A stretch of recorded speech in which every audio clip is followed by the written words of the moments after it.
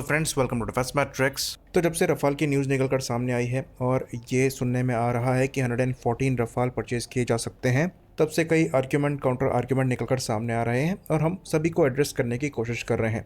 कुछ हमने वीडियोस के माध्यम से एड्रेस किए हैं, कुछ हम एक्स पर या फिर ट्विटर पर डायरेक्टली लोगों को रिप्लाई करके एड्रेस कर रहे हैं। तो ऐसा बिल्कुल नहीं है कि रफाल आ जाएगा तो सारी प्रॉब्लम सॉर्ट हो जाएगी। ये बस शुरुआत है।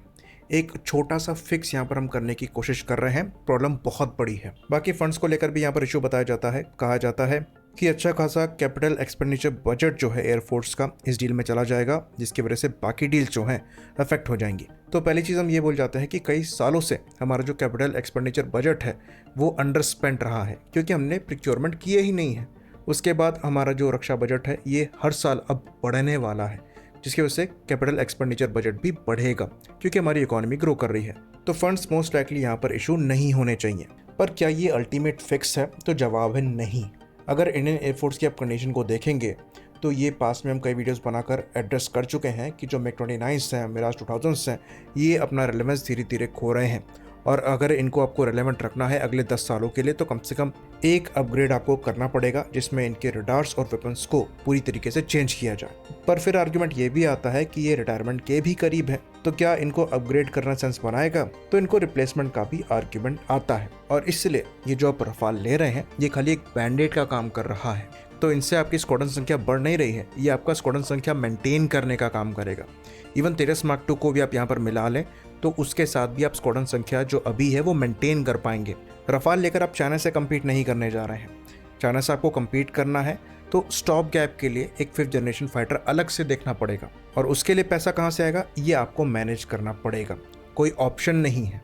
ये चीज़ हमें समझनी पड़ेगी। हम आइदर और वाली कंडीशन में नहीं है, हमें दोनों चाहिए। तो ये नहीं हो सकता कि यहाँ पैसा बर्बाद हो गया हमें वहाँ लगाना चाहिए था। नहीं, हमको दोनों जगह लगाना है, क्योंकि हम एक बहुत ख़राब कंडीशन में हैं।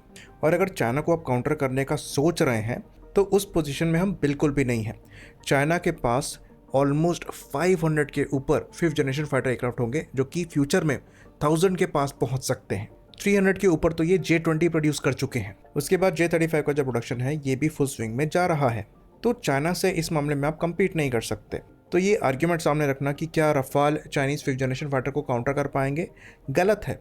चाइना द्वारा भी 4.5 जन प्लेटफॉर्म से इस्तेमाल किए जा रहे हैं और वो भी बड़े नंबर्स में है। तो हमें भी बड़े नंबर में 4.5 जन एयरक्राफ्ट चाहिए। ये खाली चाइना को काउंटर करने के लिए नहीं है, उसके लिए आपको डिफरेंट स्ट्रैटेजी चाहिए। तो आप फाइटर से फाइटर मैच नहीं करा सकते, कराने की रिक्वायरमेंट भी नहीं है, क्योंकि चाइना के चैलेंजेस डिफरेंट हैं। वो एक बड़े लैंड मास को कवर कर रहे हैं, तो उन्हें बड़े नंबर्स में फाइटर प्लेटफॉर्म चाहिए। साथ में इंडिया के अगेंस्ट में ज्योग्राफिकल डिफिकल्टीज़ भी हैं, जिनकी वजह से इनके फाइटर प्लेटफॉर्म अपने फुल पोटेंशियल पर ऑपरेट नहीं कर पाते हैं। लेकिन उस चीज़ को भी अब चाइना द्वारा एड्रेस किया जा रहा है। बड़े नंबर में एयर टू एयर रिफ्यूलर्स ये इस्तेमाल कर रहे हैं, और अब इन्होंने अपने 5th जनरेशन फाइटर प्लेटफॉर्म को इंडियन बॉर्डर के पास प्लेस करना भी चालू कर दिया है। तो इसके काउंटर में आपको 5th जनरेशन फाइटर प्लेटफॉर्म तो चाहिए होंगे, साथ में आपको रोबस्ट नेटवर्किंग कैपेबिलिटीज चाहिए होंगी, सर्विलेंस कैपेबिलिटीज चाहिए होंगी, और नेटवर्क चाहिए होगा कोलैबोरेटिव कॉम्बैट एयरक्राफ्ट का, जो कि प्राइस में एक फाइटर प्लेटफॉर्म से काफ़ी सस्ते पड़ेंगे और सब्सटेंशियल ऑफेंसिव कैपेबिलिटी प्रोवाइड कराएंगे। और इसलिए ये जो कैट्स वॉरियर का प्रोग्राम है ये बहुत ही ज़्यादा क्रूशल है। इवन जो फूफा है, यानी कि फ्यूचरिस्टिक अनमैन्ड फाइटर एयरक्राफ्ट, ये प्रोग्राम भी बहुत ज़्यादा क्रूशल है।